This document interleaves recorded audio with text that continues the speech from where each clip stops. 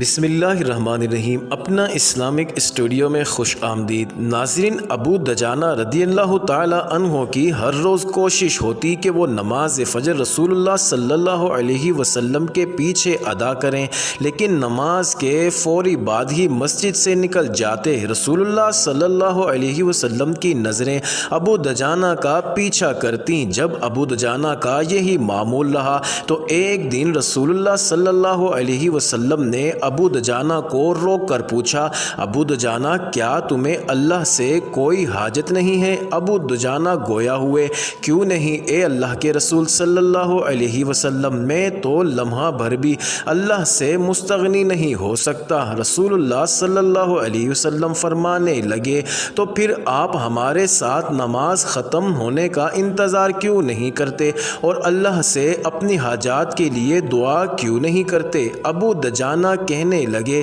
اے اللہ کے رسول صلی اللہ علیہ وسلم، دراصل اس کا سبب یہ ہے کہ میرے پڑوس میں ایک یہودی رہتا ہے جس کے گھر کے درخت کی شاخیں میرے گھر کے صحن میں لٹکتی ہیں، اور جب رات کو ہوا چلتی ہے تو اس کی کھجوریں ہمارے گھر میں گرتی ہیں۔ میں مسجد سے اس لیے جلدی نکلتا ہوں تاکہ ان گری ہوئی کھجوروں کو اپنے خالی پیٹ بچوں کے جاگنے سے پہلے چن کر اس یہودی کو لٹا دوں، مبادا وہ بچے بھوک کی شدت کی وجہ سے ان کھجوروں کو کھا نہ لیں۔ پھر ابو دجانہ قسم اٹھا کر کہنے لگے، اے اللہ کے رسول صلی اللہ علیہ وسلم، ایک دن میں نے اپنے بیٹے کو دیکھا جو اس گری ہوئی کھجور کو چبا رہا تھا۔ اس سے پہلے کہ وہ اسے نگل پاتا میں نے اپنی انگلی اس کے حلق میں ڈال کر کھجور باہر نکال دی۔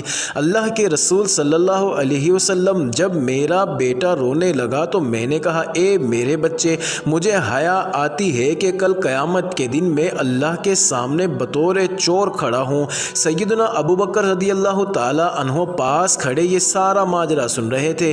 جذبہ ایمانی اور اخوت اسلامی نے جوش مارا تو سیدھے اس یہودی کے پاس گئے اور اس سے کھجور کا پورا درخت خرید کر ابو دجانہ اور اس کے بچوں کو ہدیہ کر دیا۔ پھر کیوں نہ اللہ سبحانہ و تعالی ان مقدس ہستیوں کے بارے میں یہ سند جاری کرے کہ اللہ ان سے راضی ہوا اور وہ اللہ سے راضی ہوئے۔ چند دنوں بعد جب یہودی کو اس سارے ماجرے کا پتہ چلا تو اس نے اپنے تمام اہل خانہ کو جمع کیا اور رسول اللہ صلی اللہ علیہ وسلم کے پاس جا کر مسلمان ہونے کا اعلان کر دیا۔ الحمدللہ علی نعمت الاسلام۔ ابو دجانہ تو اس بات سے ڈر گئے تھے کہ ان کی اولاد ایک یہودی کے درخت سے کھجور کھانے سے کہیں چور نہ بن جائے، اور آج ہمارا کیا حال ہے کہ آج ہم اپنے مسلمان بھائیوں کا مال ہر ناجائز طریقے سے کھائے جا رہے ہیں، کیسے کرپشن کر رہے ہیں، اور ہمارا ضمیر ہمیں ملامت تک نہیں کرتا۔ ناظرین، امید کرتے ہیں آپ کو یہ انٹرسٹنگ ویڈیو ضرور پسند آئی ہوگی، تو آپ ہمارے چینل اپنا اسلامک اسٹوڈیو کو ضرور سبسکرائب کر دیں۔